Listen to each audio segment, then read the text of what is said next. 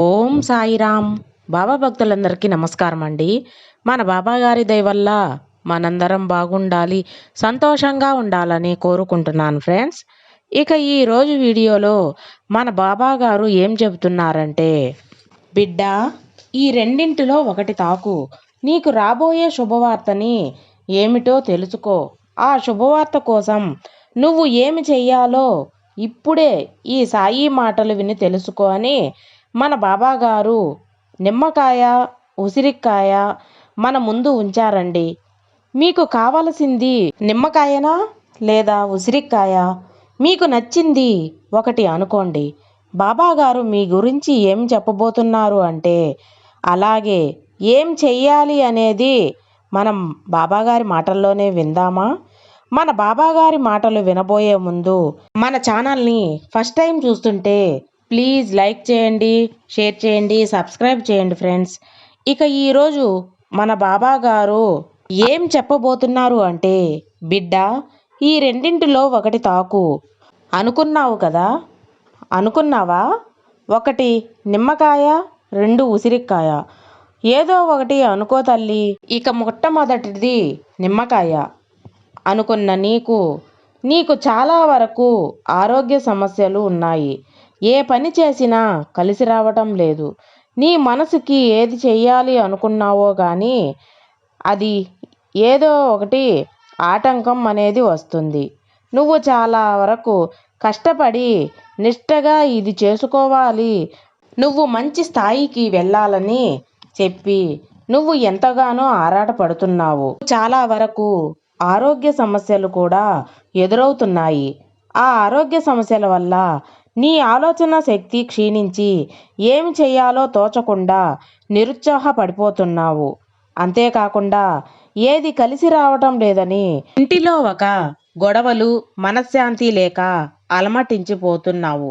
తల్లి, నీ యొక్క మనస్సు బాధ, అలాగే నీ ఆలోచనలు ఏమీ అనుకోవద్దు. సరిగా లేదని అనుకోవడం వల్ల చాలా కృంగిపోయి ఉన్నావు. ఇదంతా ఎందువల్ల అనుకుంటున్నావో తెలుసా?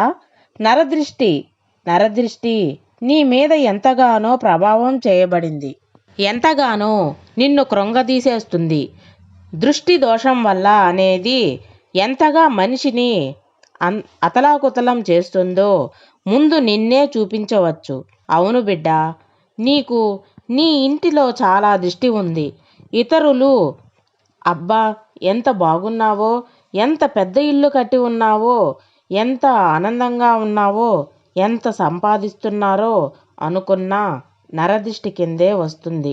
అలా నరదిష్టి అనేది చుట్టుముట్టినప్పుడు నిన్ను, నీ ఇంటిని ఆవహించి ఉంది. అందుకే ఇన్ని సమస్యలు, ఇన్ని ఆరోగ్య సమయం. కాబట్టి వారానికి ఒక్కసారి అయినా సరే నువ్వు నిమ్మకాయతో దిష్టి తీసుకుంటే ఈ నిమ్మకాయ అనేది దిష్టికి చాలా బాగా ఉపయోగపడుతుంది తల్లి. ఈ నిమ్మకాయతో నీ ఇంటిని దిష్టి తీసుకొని విసిరి పారేసి, అలాగే నిమ్మకాయ తీసుకొని నిమ్మకాయ దీపంతో మంగళవారం రావు కాలంలో దుర్గాదేవికి దీపం పెట్టు. నిమ్మకాయ దీపం పెట్టినందువల్ల నీకున్న అరిష్టాలన్నీ దూరమవుతాయి తల్లి. దుర్గాదేవికి రావు కాలంలో దీపం పెట్టడం చాలా మంచిది. అలాగే నీ ఇంటి ముందు ఎప్పుడూ కూడా నిమ్మకాయను నీ ఇంటి ముందు పెట్టుకోవడం వల్ల చాలా వరకు నరదిష్టిని నువ్వు దూరం చేసుకోగలవు.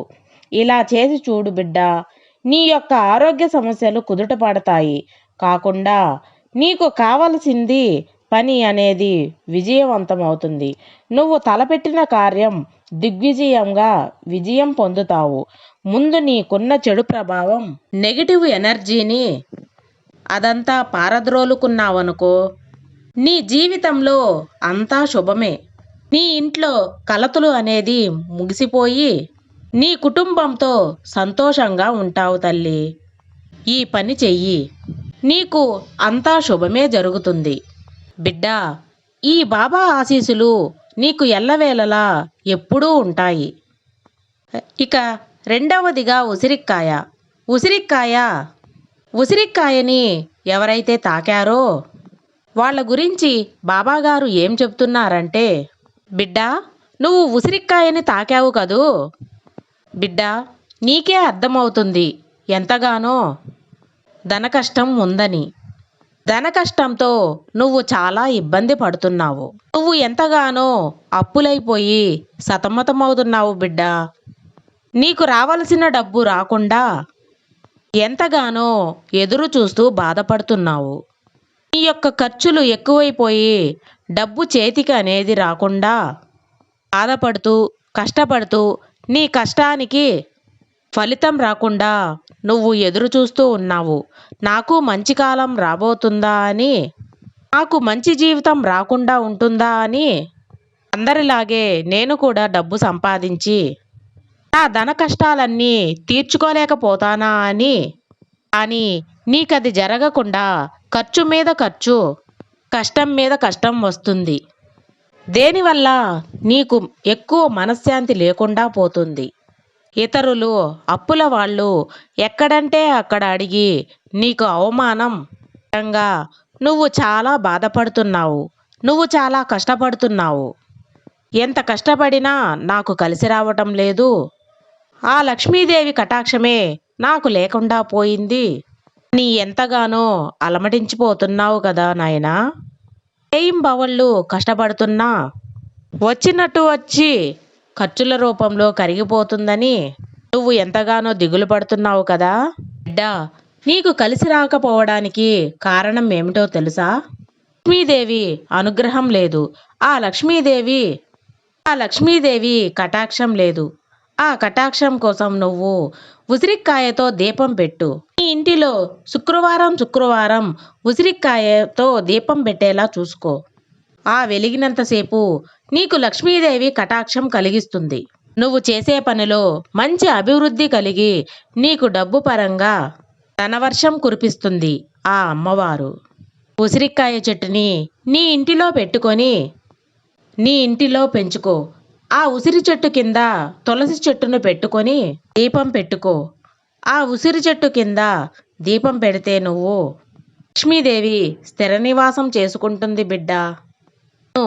ఉసిరికాయలో లక్ష్మీదేవి నివాసం ఉంటుంది. అందువల్ల నీకు లక్ష్మీ కటాక్షం అందజేస్తుంది. ఆ ఉసిరికాయ చెట్టుని నీ ఇంటిలో నాటుకొని పూజించినప్పుడు లక్ష్మీదేవి కటాక్షం, కరుణ నీపై ఎల్లవేళలా ఉంటాయి. నువ్వు ఆ ఉసిరి దీపం అనేది వెలుగుతున్నప్పుడు నీ ఇంటిలో కూడా ఆ లక్ష్మీదేవి వెలుగనేది వెదజిమ్ముతుంది. ధనవర్షం కల్పిస్తుంది. ఆ లక్ష్మీదేవి నీకు డబ్బు, ధనప్రాప్తి నీకు కలిగిస్తుంది. ఈ యొక్క చిన్న విషయం నువ్వు చేసినప్పుడు ఇక నీకు ధన కష్టం అనేదే ఉండదు. నిజం తల్లి, పాలు పొంగినట్టు నీ ఇంట్లో ధనం పొంగుతుంది. నీ ఇంట్లో ధనాన్ని నింపి పొంగిపోయేలా చేస్తుంది. కాబట్టి ఉసిరికాయ దీపం శుక్రవారం పెట్టడం కూడా మర్చిపోవద్దు. అలాగే ఉసిరి చెట్టును పెట్టడం కూడా మర్చిపోవద్దు. తులసి చెట్టు నువ్వు ఎంత పవిత్రంగా చూసుకుంటావో అలాగే ఉసిరి చెట్టును చూసుకో. ఒకసారి పెంచుకొని చూడు, ఫలితం నీకే తెలుస్తుంది.